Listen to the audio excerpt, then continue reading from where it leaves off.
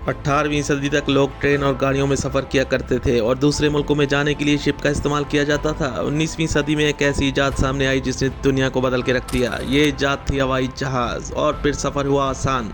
आज दुनिया भर में लाखों की तादाद में हवाई जहाज़ मौजूद हैं, लेकिन आज हम बात करेंगे एक ऐसी जगह जहां इन हवाई जहाज़ों का कब्रिस्तान है। जी हां, जिसे हम बोर्न यार्ड कहते हैं। वेलकम टू अंधेरों का सफ़र। आगे बढ़ने से पहले हमारे चैनल अंधेरों के सफ़र को सब्सक्राइब कर दें और बेल आइकॉन को प्रेस कर दें।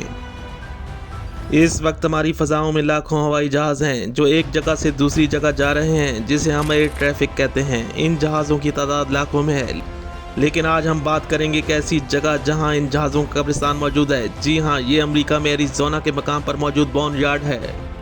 ये 2600 एकड़ पे फैली हुई एक ऐसी जगह जहां जहाज़ों का कब्रिस्तान मौजूद है। दुनिया भर के जहाज़ यहाँ मौजूद हैं।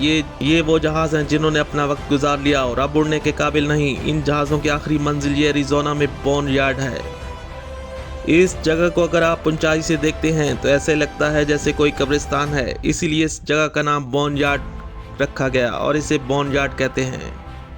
इस जगह को अगर आप ऊंचाई से देखते हैं तो ऐसे लगता है जैसे कोई कब्रिस्तान है, इसीलिए इस जगह को बोर्न यार्ड कहते हैं। ये जगह एक सहराई इलाका है। यहाँ इन जहाज़ों के लाने का मकसद ये था कि कभी किसी जहाज़ के पार्ट्स की ज़रूरत हो या किसी जहाज़ को दोबारा उड़ने के काबिल बनाना हो तो रिसाइकिल करनी हो, या फिर इसको रिसाइकिल करना हो तो यहाँ ये जहाज़ मौजूद हो और फिर इसे ज़रूरत में लाया जा सके। ये एरिज़ोना का इलाका वीरान, सहरा और यहाँ नमी भी ना होने के बराबर है। यही वो वजह थी कि यहाँ जहाज़ों की आखिरी ठिकाना बनाया गया।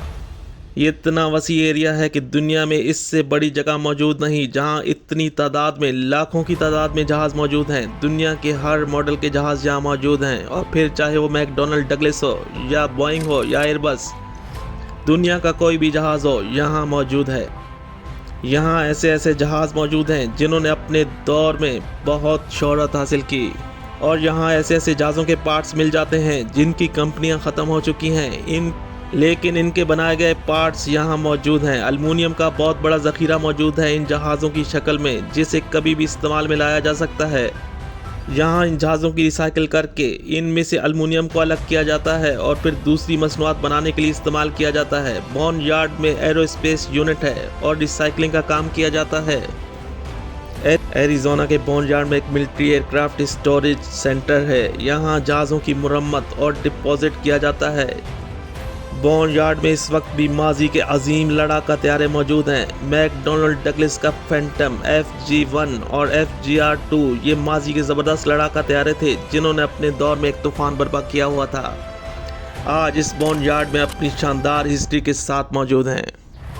इसके अलावा F-4 तैयारा जिसने वियतनाम की जंग में इस्तेमाल किया गया था, इस बोर्न यार्ड में मौजूद है। यहाँ गल्फ के में इस्तेमाल किया गया F-4 इस बोर्न यार्ड का हिस्सा है।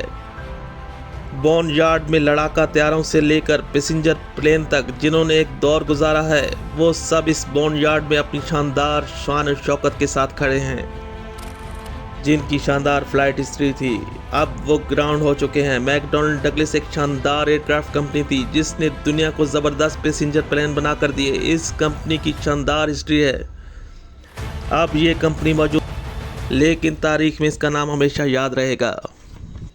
बोर्न यार्ड वो जगह है जहां आपकी मुलाकात ऐसे जहाज़ों से होगी जिनको शायद आपने पहले कभी देखा भी ना हो। बोर्न यार्ड एक फ़्लाइट हिस्ट्री है। जब से दुनिया में एविएशन इंडस्ट्री वजूद में आई है, इस ज़माने के तैयारे मौजूद हैं जिनको देखकर आपको कुछ देर के लिए माजी के इस ज़माने में चले जाते हैं। बोर्न यार्ड एक खामोश और पुरअसरार इलाका है जहां लाखों जहाज़ खड़े हैं, एक वीरान माजी की दास्तान सुना रहे हैं।